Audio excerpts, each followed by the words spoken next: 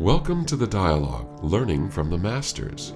This podcast will offer you a rare glimpse into our in-depth interview with screenwriter Nia Vardalos.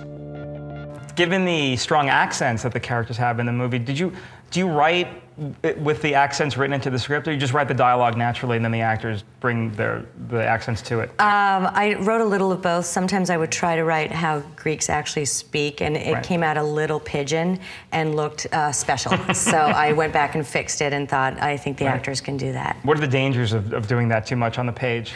Well, I unfortunately have a theory that anything said with an accent is funny.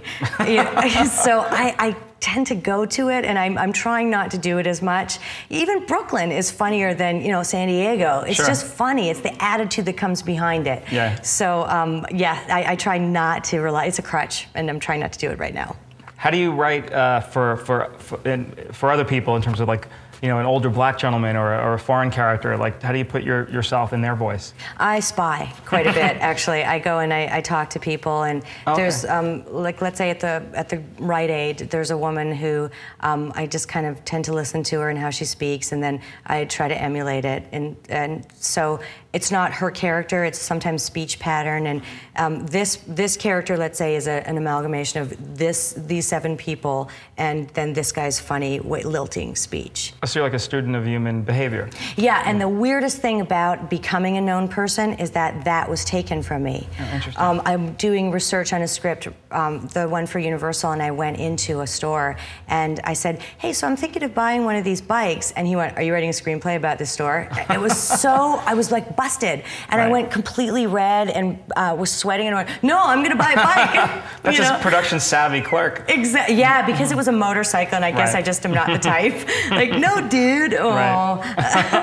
So is that harder for you now? How do you compensate? I let them get out their story about their Greek friend, and then I ask them the questions that I need to ask. Right.